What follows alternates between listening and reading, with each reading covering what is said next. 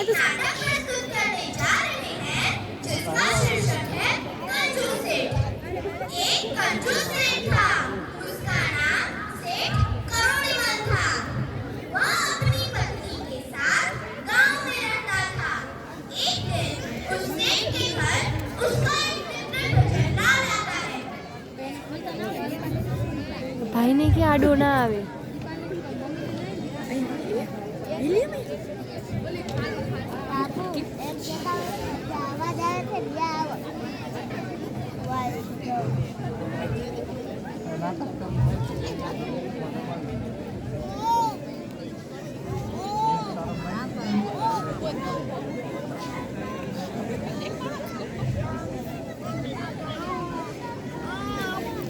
અને કેની વચમાં ના આવે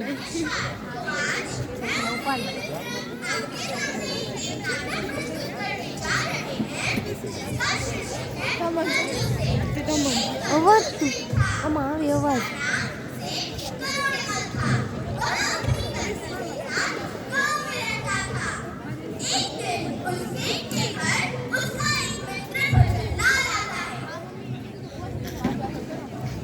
भाई भजनलाल, आज यहाँ कैसे आना हुआ? ऐसे ही घर पर सब कुशल मंगल है ना? सब कुशल मंगल है, तुम बताओ। कुछ नहीं, माघ का महीना चल रहा है और सुना है कि गंगा स्नान करने से बड़ा पुण्य प्राप्त होता है, इसलिए कल मैं गंगा स्नान करने जा रहा हूँ। तुम भी चलो साथ और कुछ पुण्य प्राप्त करो। अरे भाई भजनलाल, इस पुण्य को तुम ही प्राप्त करो, मेरे पास समय नहीं है। ठीक है। सेठ भजनलाल अपने घर चला जाता है। सेठ करोड़ीमल अपनी पत्नी से कहता है, अरे भाग्यवान, खाना लगा दो, जो भी बनाया हो। जी प्राणनाथ, मैं खाना लाई, आप बैठिए।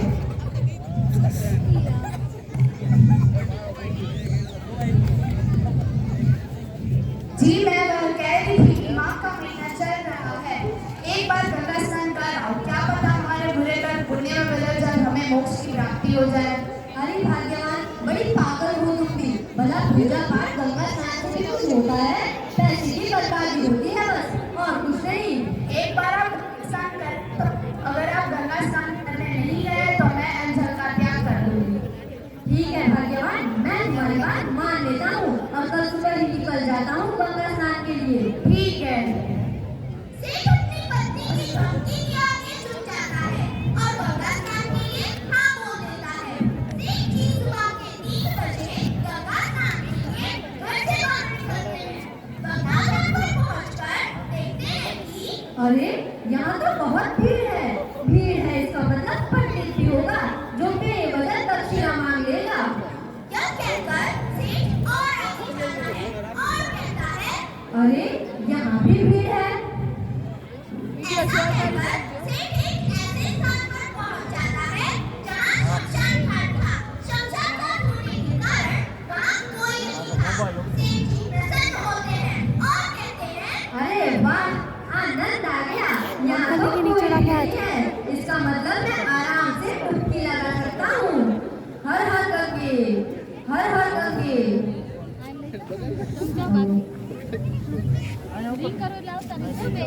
उधर भगवान शिव यह सब देख रहे थे।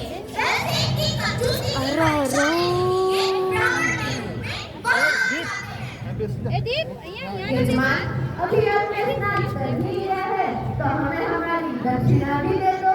अरे आप यहाँ कैसे? यहाँ तो कोई भी नहीं था। यजमान, शायद आपने ध्यान नहीं दिया, हमारा तो यही परिवार है, हम यही रहते हैं। लेकिन ये तो शमशान घाट है, यहाँ भला कोई कैसे स्नान करने आ सकता है? जैसे आप आए हैं, अभी आप हमें हमारी दक्षिणा दें और अपना पुण्य अर्जित करें। पंडित जी, मैं जल्दी जल्दी में स्नान करने आया था, इसलिए दक्षिणा तो भूल गया हूँ।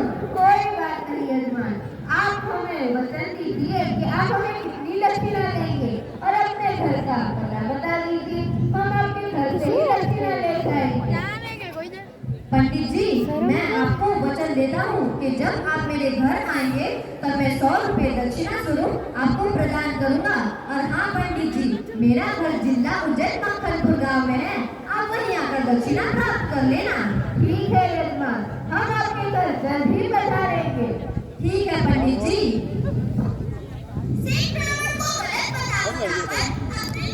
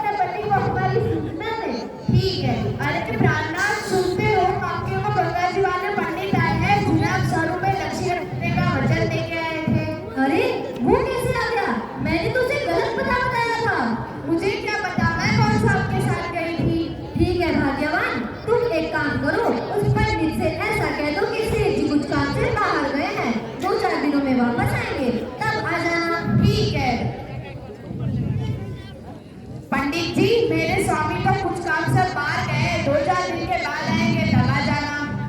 2-4 दिनों की तो बात है, हम यही रहकर उनकी प्रतीक्षा कर लेंगे। ठीक है। गया हो पंडित? नहीं गए, कह रहे थे कि जब तक आप नहीं आ जाते तब तक यही रह के आपकी प्रतीक्षा करेंगे। आप उसे 100 रुपए क्यों नहीं दे देते? अरे भाग्यवान, तुम्हें पता भी है कि 100 रुपए कितनी मेहनत से इकट्ठा होते हैं। कह दो उस पंडित से कि सेठ जी की तबीयत खराब है, जब ठीक हो जाए तब आ जाना। हे भगवान, मेरे पति को सद्बुद्धि देना। पंडित जी, मेरे स्वामी की तबीयत तो खराब है, जब ठीक हो जाए तब आ जाना। यदि यजमान की तबीयत खराब है तो हमारी जिम्मेदारी तो बढ़ गई है। अब तो हम यही रहकर उनके लिए ईश्वर से प्रार्थना करेंगे। ठीक है। अब तो गया होगा ना वो पंडित? नहीं है, वो यही रह के आपके लिए प्रार्थना करेंगे। हे भगवान, ये पंडित तो पीछे ही पड़ गया है। भाग्यवान, अब तो तुम एक ही काम करो, उस पंडित से ऐसा कह दो कि सेठ जी तो मर गए। क्यों मुझसे बार-बार बुला रहे हो? क्यों मुझे भी पाप का भागीदार बना रहे हो? क्या ये करना सही रहेगा? हाँ, ये बिल्कुल सही रहेगा। मैं तुम्हें जैसा कह रहा हूँ तुम सिर्फ वैसा करो और अपना पति धर्म निभाओ। ठीक है। पंडित जी, मेरे स्वामी तो स्वर्ग से मर गए। हाँ, मर गए।